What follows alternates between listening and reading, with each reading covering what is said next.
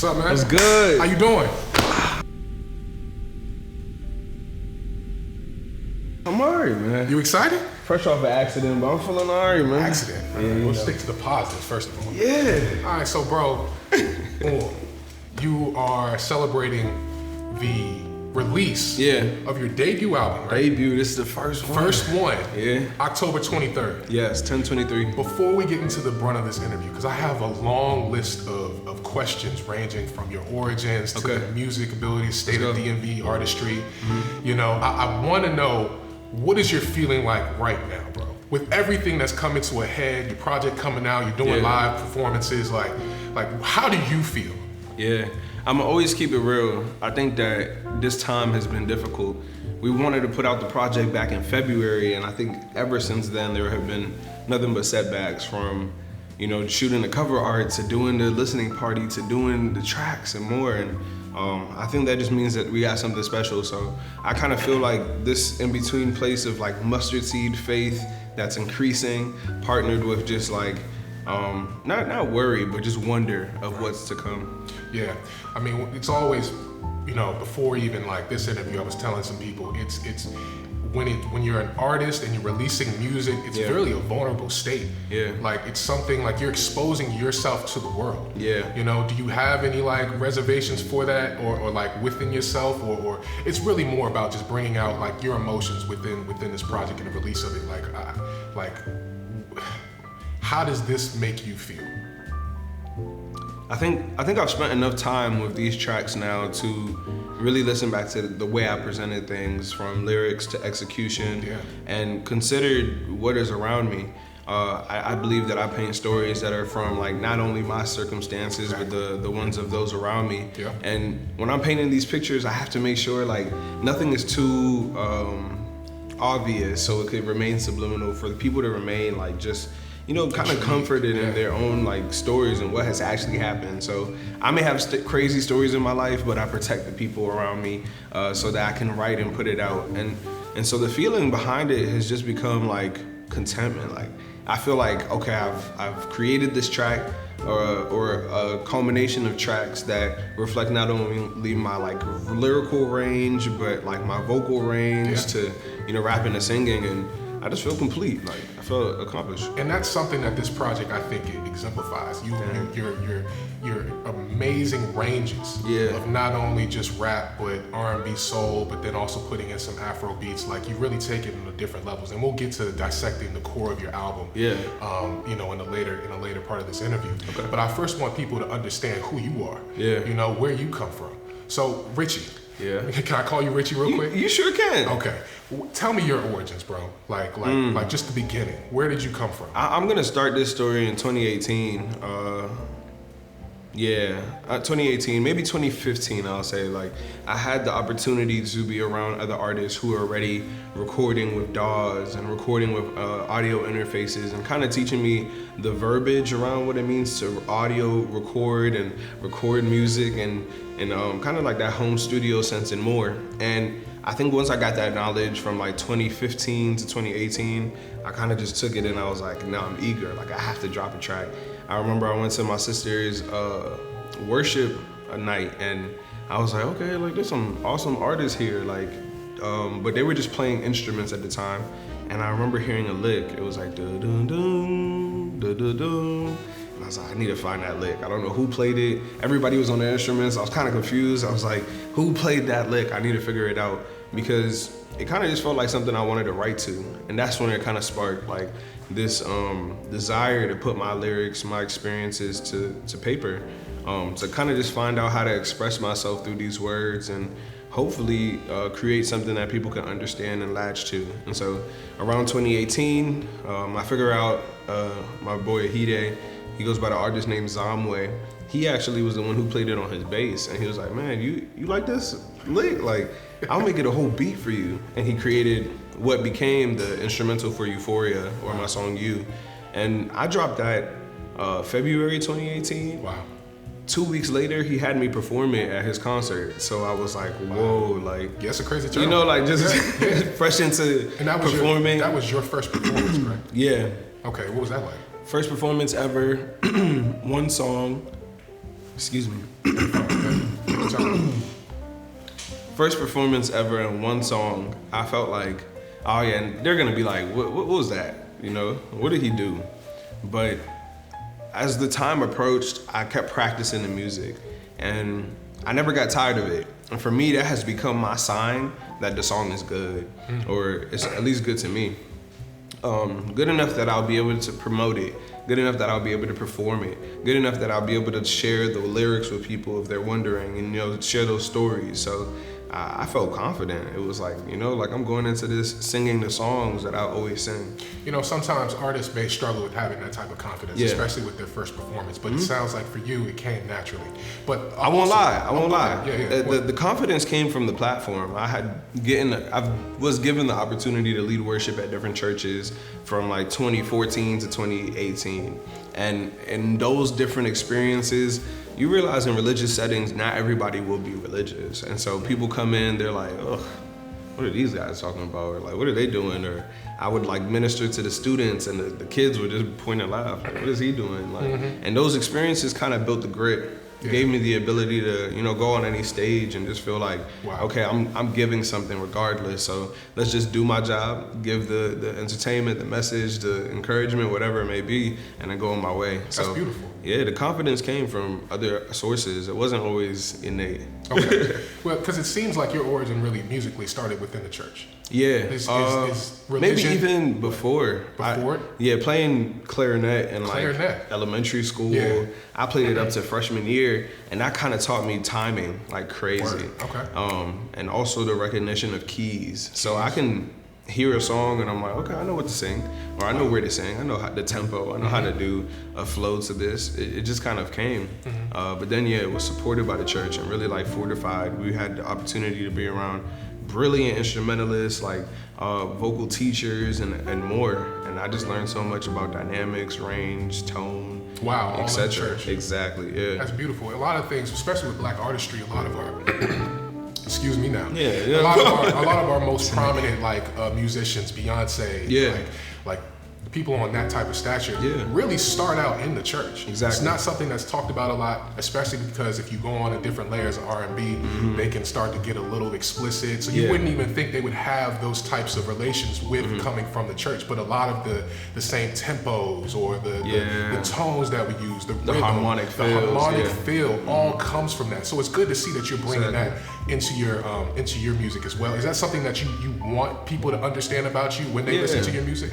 When they listen to my music, I think a lot of people will see me and have their own pre-notions of what it should sound like.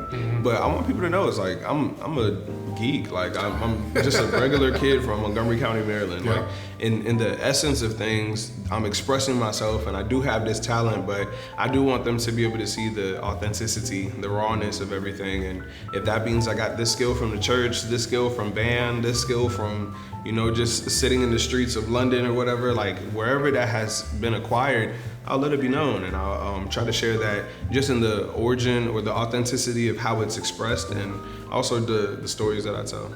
Okay, so you have Nigerian lineage, right? Yeah. Are you from America originally? Are you from Nigeria, America? Yeah, I was born in DC. DC? And then moved to Maryland, raised in Maryland, and my parents are Nigerian. I would say I'm in Maryland by way of Nigeria, so lots of influence there. I would say there's always music to indulge in, and rhythm kind of like really influences maybe even the verbiage of the country, and so I think that musical element is bound to be like ingrained. I mean, right now Afrobeats, like that type of music, is dominating the music industry. Yeah, we all feel it. Yeah, we feel it, and that's the key thing. You feel it. It speaks to your soul. Exactly. You know, and I can tell that even though you don't have particularly a whole bunch of songs that are within that type of rhythm, you do have one with my boy Zubi. Yeah, Zubi. You know? Shout out Zubi, Shout man. out to Zubi. You know, Zubi's amazing. Like, he is amazing. We did a rooftop about like 2 years ago, just like mid-pandemic, and I remember like I did not have the best studio set up right then and there, but we were in the room just hot, just sweating, but we were like, no, we need to do this rooftop remix. By the end of that, we realized like, okay, our collaboration styles were, you know, a little bit easier to work with. We understand how to communicate, and we have the foundation of paper. And so, you know, we kind of just like, let's see what other tracks come about. Yeah. Right. And we got Money on the album. Yep. That's one of my favorite songs. It's definitely on my list. And look, we're gonna be going through my top 5 songs. Okay. I'm excited. Let's go. I'm excited too. I got a top 3. You got a top 3? Hold that for a second. Okay. I want to go more into when you started the creation of this project. Ooh. When did you start that process? It starts January 2021. 2 years ago. Yeah. I wrote a song called Captivated about my car. Sorry, it might be totaled, so I had to, moment of silence. But I wrote a song called Captivated, and Captivated, I showed it to people, and I'm like, what?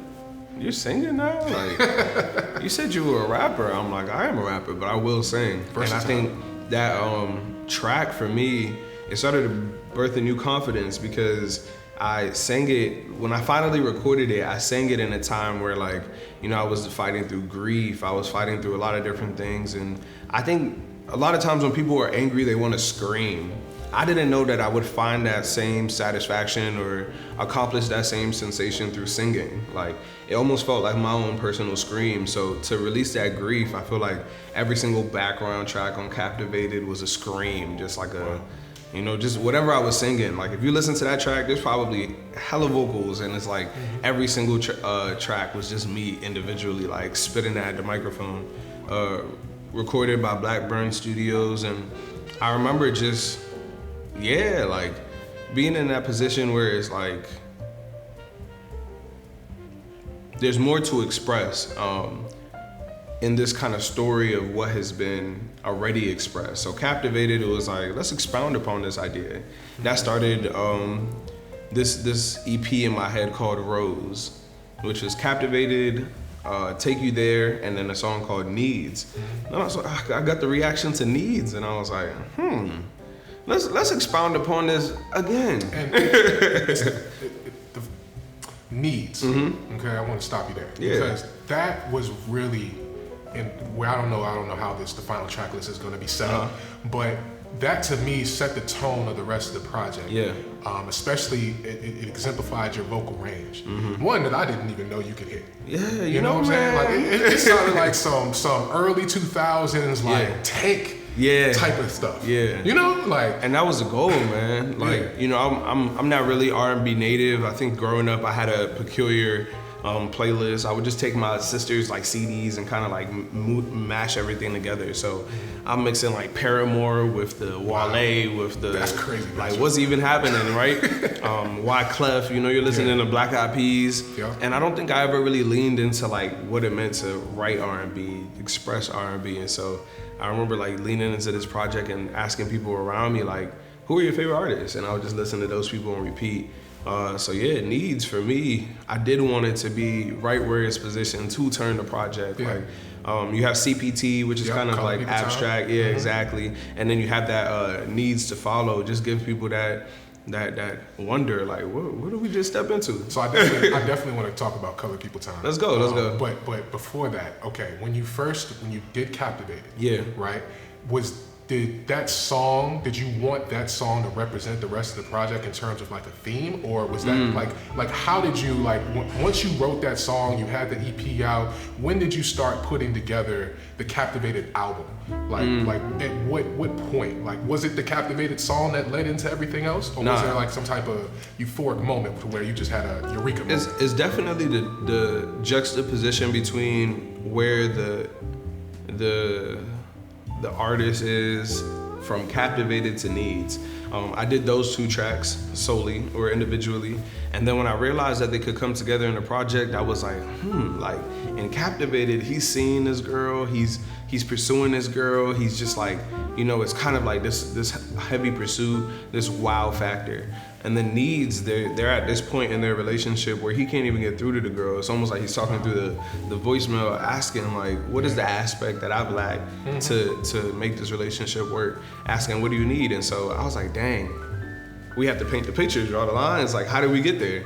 How do we go from, extreme captivation, overwhelming love or pursuit, whatever, lust or whatever it was, to this backhand or this step back approach of all of what I've tried, all of what I've done is not working. So what do you need? Okay. And so yeah. All right. I think it's about time right now for me to just tell you what are my favorite songs. All right, let's hear it. So because before we get into CBT, color people time, like, and dive into deep of that, because that showed me a lot about yourself as a rapper. Yeah.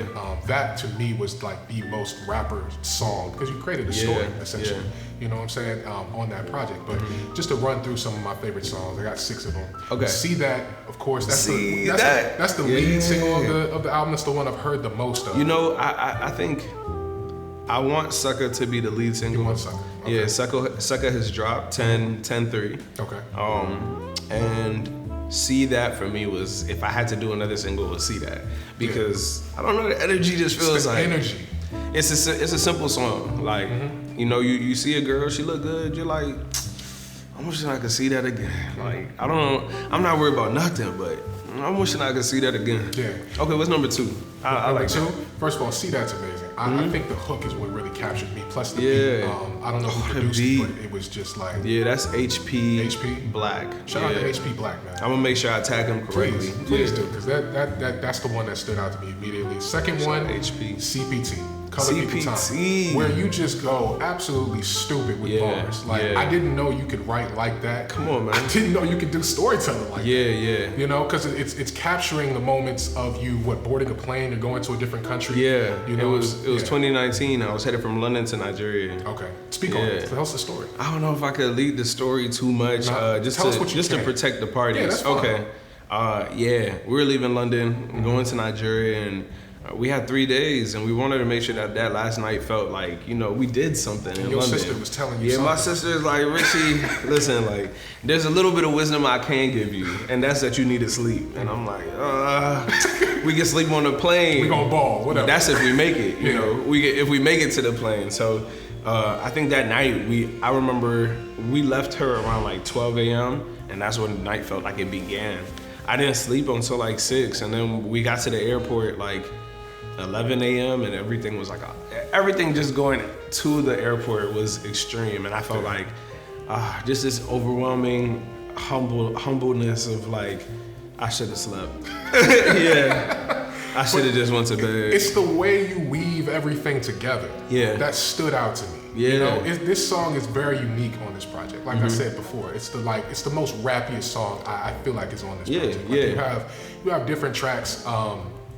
Ones that you go into DMV flows. That's why I think this is a very versatile project, because not only are you just like, you're doing traditional rap, you're adding in the DMV flow, you're doing R&B, melodic melodies throughout, like from like that sound like early 2000s, later 2010s. Yeah. Like you can see all the influences on this project. Something I do want you to answer later on, but let's continue down my list. Okay, let's do it. All right, third song. I think it might be my favorite song on the project. Okay. And that's Lazy.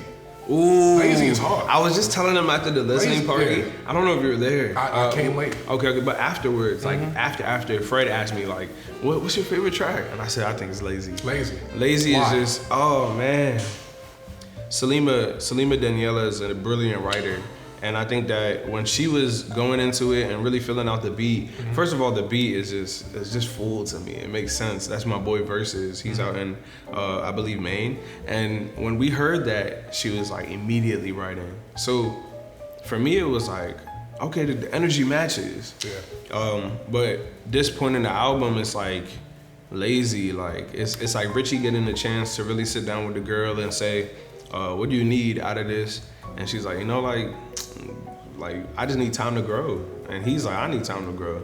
And they both find that resolve. And I think that the way that it was displayed, it was just like, it feels like a cry, but like they're in different places to me. It feels like it's a rainy day and they're in different rooms and they're just like screaming just so you can like hear my cry, like hear what I'm trying to like speak to you and give to you in this. But Lazy for me, I don't know. It just paints the picture. You said the feature, her name is Salima? Yeah, Daniela. Dude, Salima, Daniela, you guys coexist on that song perfectly. Yeah. Like it really, tone everything. To everything. And that's really what stood out to me was the collection of both you and her, like and the dynamic that you both have on this song. I mean, combination with that plus the beat, I mean, it just captivated me. Like it's one of the things that's exactly. That's how it's supposed to be. That's how it's supposed to be. Exactly. So yeah, I mean, I've listened to that that song in particular more than I probably have on any of the songs in the project. Me too. I had to slow down. Like, I'm almost a stickler. So if I hear something that seems off, I'm like, no, we have to go back to the studio. We gotta mix it again. So I had to slow down. I had to like, let me just. A little bit of a perfectionist in that sense? Yeah, I could definitely be. And I don't even know what my picture of perfect is. It's just more feel. Like, I don't want to feel like there's a part that if I was performing it, I would feel cringe. Like, maybe I should say that quietly, or maybe I should say it differently. I want to feel like, nah, this is what I meant. Yeah, I'm gonna show you guys. And with art, it's in the eye of the beholder. But I definitely understand when you hold in the paintbrush, you definitely have a particular like mindset about how you want the painting to come out. Yeah. But you never know. Someone else may see it differently. They might get a different understanding or perspective from the song. But that's very true. To me, it just really stood out to me. Like out of every other song on the project. Got that feel. All right, the next song, 10/8/21. 10/8/21? Oh, okay. So on the project, that's going to be called Greed.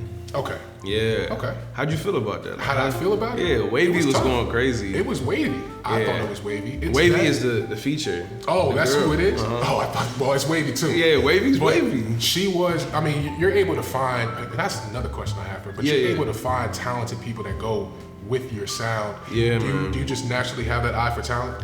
I don't think it's natural. I think that it's experiences that have given us the ability to like step into more rooms and then just kind of like establish an understanding of like, okay, like this person kind of like sounds like us, or this person kind of like feels what we feel, and this like attempt at just kind of bringing the vibes.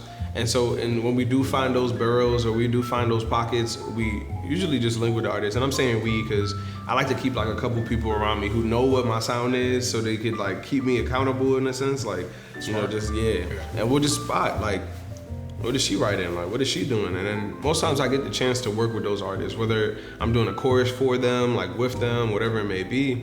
And those give us the opportunity to say like, maybe we should connect with them. So I don't know if it's natural, but it does flow naturally. What is it like to be in the studio with you? Like, is it a seamless type of connection? Do you guys have to find a common ground? Like, how does that initially go? I think that you definitely have to establish a common ground.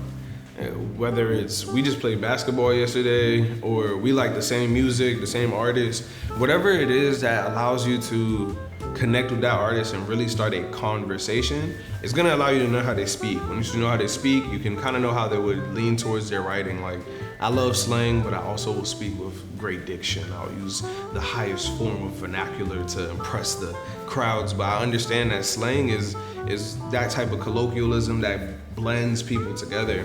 And so for me, like, it's anything. I'm in the studio and I'm so focused. I probably rehearsed my verse 17 times. So by the time I get to the studio, I'm doing it in like 5 minutes. Wow. And then I'm like creating space for the other artists to really stumble over themselves and like, you know, fumble if they need to. If they record in like 5 seconds too, like, I don't know if you heard Talent Show, but Camille Marche at the end, she did her verse in like 7 minutes. Wow. And I was just like, true.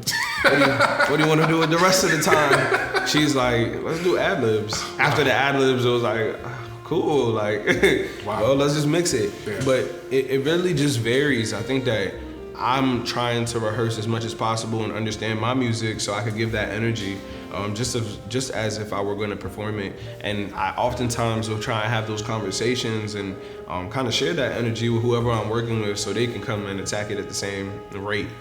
Yeah, man. Okay.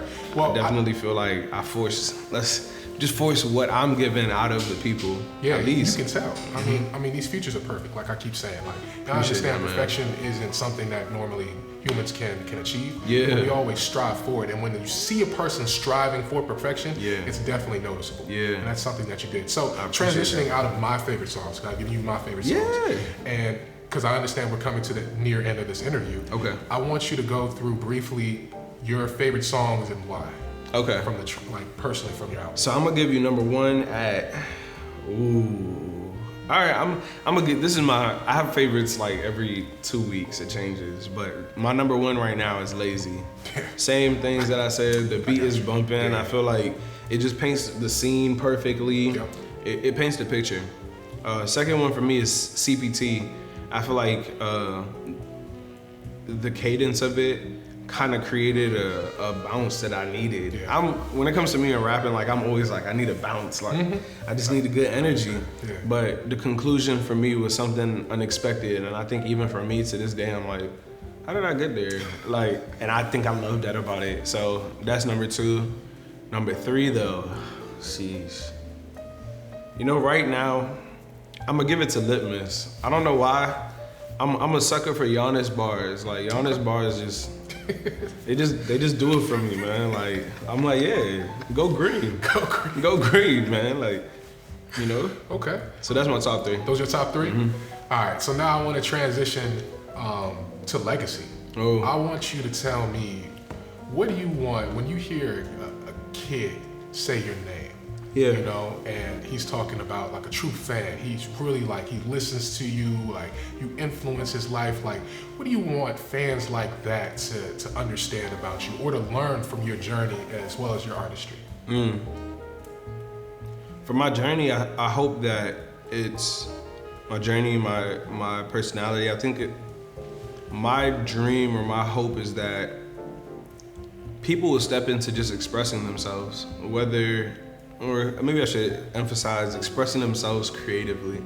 I think that everybody has something creative that they can lean into, whether it's dancing, painting, I don't know, like pole dancing, like just do something. That's art too. Yeah, do something expressive that can allow yourself to, you know, really communicate your state, your being. And I think that is like the goal of me being myself authentically with the tattoos, the earrings, the whatever it may be. And then with the music, I hope that when people hear it, it's just, dang, that's real. Like it's said real, it's given real. Like I don't want them to feel like, would he do that? Like, would he say that? Yeah, for me, that's, yeah. Because everything's real, you're authentic. Exactly. And your message is gonna be relayed authentically. Yeah, thank you, exactly. So hopefully the kids, hopefully the parents, whoever it is, because, you know, the listening party demographic was a little bit more interesting to me than I thought. It was like, I'll say anywhere from like 20 to 50. Wow. And maybe more. And I think for me, that shows this music can age well because I'm performing older tracks mixed with the newer tracks, and it can also just sit with all parties. So I'm just excited about that, man. That's crazy. You definitely have a large range that you can reach with your demographic. Yeah. Because you make music that my mom would listen to. Yeah. And so I know, because like I've dealt with a lot of Some people have said that. They'll text me like, my mom but that's loves your good. music. That's great.